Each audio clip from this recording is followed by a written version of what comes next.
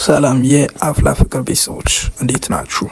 አፍላ ፍቅርን ወዳችሁ ፈቅዳችሁና መርጣችሁ ስለምትከታተሉ እጅግ በጣም እናመሰግናለን። ብዙዎቻችሁ ከክፍል 1 ጀምሮ እስከ ክፍል 120 ድረስ ሀሳብ አስተያየታችሁን እየሰጣችሁ ጥሩ ነገር ስንሰራ ጥሩ ነው፣ በርቱ፣ ቀጥሉበት፣ መጥፎ ነገር ሲኖር ደግሞ አይ በዚህ ጋር አጥፍታችኋል፣ እዚህ ጋር ስህተት አለ አስተካክሉ እያላችሁ እያረማችሁን እስከዛሬ ደርሰናል። አብረን እየሰራን ማለት ነው።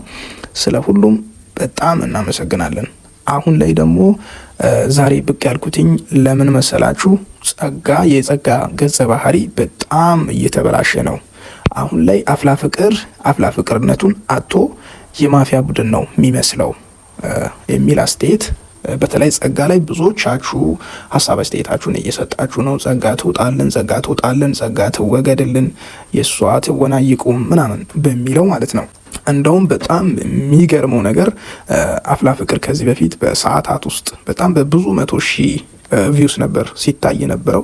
አሁን ላይ ግን እየታየ ያለው 6 ሰዓት ላይ 150,000 ሰው እንኳን በትክክሉ ማየት አልቻለም ማለት ነው። በተለይ በ120 ክፍል 120 ላይ ቼክ ካረጋችሁ 5 ሰዓት 6 ሰዓት አካባቢ 149,000 ሰው አካባቢ ነው ያየው። ያም ምክንያቱ ምንድነው? ብዙዎቻችሁ ፊልሙን እየጠላችሁት ነው። እንደውም ትንሽ ዝቅ ብላችሁ ካያችሁት ከዚህ በፊት ከ750,000 ከ770,000 በላይ ነበር የሚታየው። አሁን ደግሞ 500,000 400,000 300,000 እንደዛ አካባቢ በጣም በትንሽ እይታ ነው እንትን እያለ ያለው። ምክንያቱ ምንድነው? የጸጋ ገጸ ባህሪ ከኢትዮጵያዊነት ያፈነገጠ እየሆነ መጥቷል። ጸጋ ያንንም ይሄንንም እያባላች ፊልሙ ውበቱን እንዲያጣ በብዙ ድብድብ ውስጥ ብዙ ፋይቲንግ ውስጥ እንዲሆን አድርገዋለች። ጥያቄው ምንድነው? ሀበሻ ሆኖ ኢትዮጵያዊ በዚህ ልክ ምንም ቢጎዳ እንኳን የሰው ፍቅር ሊያጣ ይችላል፣ በብዙ ሰዎች ሊገፋ ይችላል። ግን በዚህ ልክ ሰው ላይ ክፉ ሊሆን አይችልም ነው እና ስፔሻሊ ይሄ ደግሞ ፊልሙ በትምህርት ቤት ውስጥ ከሚማሩ የትምህርት ቤት ተማሪዎች በአፍላ ፍቅር ስቴጅ ላይ ያሉ ሰዎች የሚኖሩበት ህይወት ነውና በዚህ ልክ ተማሪ ሆና ይሄንን ሁሉ ሴራ ለማሴር የሚያደርሳትስ ምንድነው የሚለው ጥያቄ የሁሉም ሰው ነው። እሱ ያለፈችበት መንገድ በጣም አስቸጋሪ ሊሆን ይችላል፣ ግን በዚህ ልክ ክፉ መሆኗ አስፈላጊ አይደለም። ስለዚህ ይህንን ነገር ዳይሬክተሩ በደንብ አይቶ የሰውንም አስተያየት በማየት ኦዲየንሱን ባከበረ መልኩ የጸጋን ገጸ ባህሪ ትንሽ ለዘብ ባለ መልኩ ቢያስቀጥልና ድራማውን ውበት እንዲኖር ቢያደርግ በጣም አሪፍ ነው። በዛ ላይ ጸጋ ብቻ ሳትሆን ብዙዎቹ እዚህ ውስጥ ሴራ የሚጎነጉኑ ጥላቻን የሚፈጥሩ እንደዛ አይነት ናቸው እየተጨመሩ ያሉት ራሱ ማለት ነው። ስለዚህ የጸጋ ገጸ ባህሪ በተለይ ከኢትዮጵያዊነት እያፈነገጠ ስለሆነ ይሄ ነገር መስተካከል አለበት። እኔ ራሴ እንዲስተካከል ነው የምፈልገው ማለት ነው ከእናንተ እኩል። ስለዚህ ይህንን ነገር ዳይሬክተሩ የሚሰማ ከሆነ አብረን ነው ይህን ነገር እንዲያስተካክሉ ድምጽ የምንሆነው ማለት ነው። ያው እንደሚታወቀው ብዙዎቻችን ጸጋ ትወገድ፣ ጸጋ ትወጣለን እያለን ፊልሙን ማየት ራሱ እያቆምን ያለ ነውና ይሄ ነገር ቢስተካከል የሚል ሀሳብ አለኝ። ሌላኛው ደግሞ እዚህ ጋር ቤዝቲ ምንድነው የገጠማት? በጣም ልቧ ተሰብሯል፣ ተጎድታለች በጸጋ ምክንያትና እሱ ምንድነው ከያሬድና ከቹቹ እንድታማርጥ የትኛውን ነው የምትመርጪው ብላ ምርጫ ሰጥታለች። እሷ ግን እህቷን የጥንት የድሮ ጓደኛዋን ምስጥረኛዋን ቹቹን መርጣ ያሬድን በጥፊ በመምታት እንደማታፈቅረው ነው የገለጸችው ማለት ነው። ያሬድ ደግሞ ይሄ ነገር እውነት መስሎታል፣ ግን እሱ እስከ ዕለተ ሞቱ ድረስ እንደሚያፈቅራት ነው የገለጸላት። ይህም የሆነው በጸጋ ምክንያት ነው። ያሬድን ደግሞ በጥፊ ስትመታ ቤዝቲ ጠልታው ሳይሆን ግድ ስለሆነባት ነው። ስለዚህ በጸጋ ምክንያት በጣም ብዙ ገጸ ባህሪዎቹ እየተበላሹና ድባብ እያጡ ነው ያሉት። ስለዚህ ይሄ ነገር መስተካከል አለበት። ቹቻን ብትሆን ቀስቴም ቢሆን በቃ ፋይቲንግ ውስጥ ነው ያሉት። በዚህ ሰዓት የሆነ የማፊያ ቡድን ነው የሚመስለው፣ የአንድ ትምህርት ቤት የማፊያ ቡድን እየሆነ መጥቷል። ይሄ ነገር ትንሽ ቢስተካከልና ፊልሙን ፊልም ብታስመስሉት ሞር ሮማንቲክ ብቻ ባይሆን እንኳን ትምህርት የሚሰጡ ትምህርት ቤት የሚገቡ ተማሪዎች ገና ታዳጊ ልጆች አሉ። ይሄንን ፊልም ከ1 እስከ 120 ክፍል ድረስ የሚከታተሉ ማለት ነው። እነሱ ከዚህ ፊልም ላይ ምን ይማራሉ? ምንድነው መማርስ ያለባቸው የሚለውን ይህንን ነገር ታሳቢነት እንዲኖረው እንድታስቡበት ነው። እዚህ ጋር ሌላ ትኩሳት እየተፈጠረ ነው ያለው። እሱ ምንድነው? በሀናና በብሩኬ መሀል ትልቅ ችግር ሊፈጠር ከጫፍ ደርሷል። ሁለቱም ልጣሉ ዳር እያሉ ነው። በእርግጥ ከዚህ በፊት በፊዮሪ ምክንያት በጣም ብዙ ተጣልተው በጣም ብዙ ደረጃ ከደረሱ በኋላ ነው ወደዚህ ህይወት የተመለሱት ማለት ነው። ያኔ በእርግጥ ብሩኬ የመርሳት ችግር አጋጥሞት ነበር። በዛ መሀል ነው የፊዮሪን ፍቅር ተቀብሎ አብሯት ሲኖር የነበረው ማለት ነው። አሁን ላይ ግን ወደ ማስታወሱ ህይወት ከተመለሰ ወዲህ ፍቅሩን በትክክሉ ገልጾላት ከሀና ጋር ነው ያለው።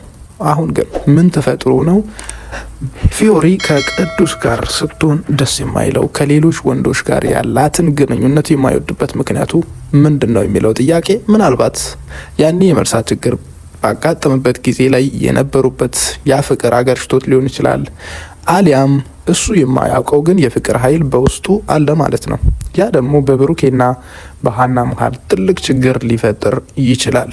ስለዚህ ብሩኬ ከዚህ ተግባሩ ካልተቆጠበ ከባድ ችግር ነው ማለት ነው የሚፈጠረው። ሌላኛው ደግሞ ሶሲና ሔዋን በማስተፋቀሩ ምክንያት ያለምንም ማስተፋቀር ከኢዮስያስ ጋር ይዟቸው የነበረው ፍቅር የጠፋ በማለት ሚኪና ዳዊት ከባድ ውጥረት ውስጥ ገብተዋሉ።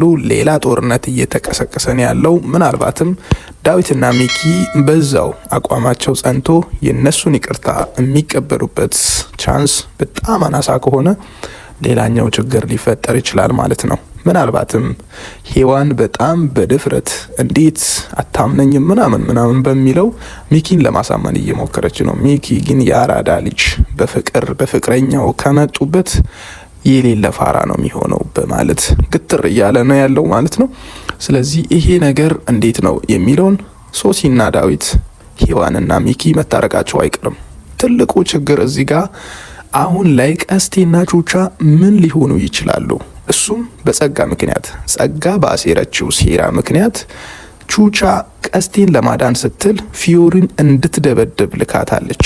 ያንን ደግሞ እንድታስቆም ቤዛ ፍቅረኛዋን ያሬድን እንድትክደውና ሁለተኛ አጠገቡ እንዳይደርስ እንድታደርገው አስጠንቅቃ ነበር። ቤዛም ያንን አድርገዋለች። ነገር ግን ቹቻ ፊዮሪን እንዳደበድብና ሌላ ችግር እንዳይፈጠር ደውላ ለማስቆም ስትሞክር ስልኳ እንደምታዩት እየሰራ አልነበረም። ያ ማለት ቹቻ ፊዮሪን ትደበድባታለች አደበድብም? እዚህ ጋር እስቲ በኮሜንት ሳጥን ሀሳባችሁን እንድታስቀምጡልኝ ይፈልጋለሁ። በእርግጥ ድንጋይ አንስታ ፊዮሪን ልትመታት ከጫፍ ደርሳ ነበር ፍርሙ የተቋረጠው ማለት ነው። እንዴት ነው እዚህ ጋር ፊዮሪን ትመታታለች አትመታትም? ስልኩስ በድጋሚ ከሞከሩ ይሰራል አይሰራም የሚለውን ግምት እሱን እናንተ ተችላችኋለሁ ማለት ነው።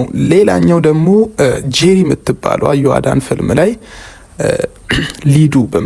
ሊዱ በሚለው ገጸ ባህሪ ስተውን የነበረችው ሙጢ ወደዚህ መታለች እና እሷም ችግር ለመፍጠር ከቤቲ ጋር ዳር እያሉ ነው ያሉት። እሱ ምንድነው ቦቼን የራሷ ለማድረግ በምታደርገው ጥረት ላይ ቤቲ ደግሞ ኢዮስያስን ፍቅረኛዋ አድርጋ አስቀምጣለች። ያንን ደግሞ እንዴት ነው ማስኬድ ያለባት? ጄሪ በሁለት ሀሳብ ሆናለች። አንደኛው ኢዮስያስን ከቤቲ ማስጣል፣ ሌላኛው ደግሞ ቦቼን ከሄርሜላ ማስጣል ነው። ከሁለት አንዱን መምረጥ ላይ በጣም ተቸግራለች። ወዴት ትሄዳለች? ወደ ቦቼ፣ ወደ ኢዮስያስ? ይህንንም ለእናንተ ትችላችኋለሁ። ሀሳባችሁን መልሳችሁን በኮሜንት ላይ እንድታስቀምጡልኝ እላለሁ። ሌላኛው ምንድነው ይሄ ፊልም መስተካከል አለበት፣ እዚህ ጋር ይሄ ነገር ይቀነስ፣ ይሄ ነገር ይጨመር የምትሉትን ሀሳብ ማናችሁም ብትሆኑ ሀሳባችሁን ታስቀምጡልኝ አላችሁ ማለት ነው። ያንን ደግሞ እኔ በኢሜል ለዳይሬክተሩ አድርሳለሁ። ከዛ በተለይ የጸጋ ገጸ ባህሪ በትክክሉ ኢትዮጵያዊነትን በወከለ መልኩ ትምህርት ቤቱን በመጠነ ትወና ነው መተወን ያለበት የሚለው ይህ ነገር ምንም ጥያቄ የሚያስነሳ አይደለም። ስለዚህ ይህንን ነገር መስተካከል አለበት። እና ደግሞ ከዚህ በኋላ ታማኝ መረጃዎችን ስለ አፍላ ፍቅር እንድናደርሳችሁ ከፈለጋችሁ ይህንን የዩቲዩብ ቻናል ሰብስክራይብ በማድረግ ቪዲዮን ደግሞ ከወደዳችሁ ለብዙዎች እንዲደርስ ሼር በማድረግ ቪዲዮ ከተመቻችሁ ላይክ በማድረግ ቤተሰብ እንድትሆኑ እንጠይቃችኋለን።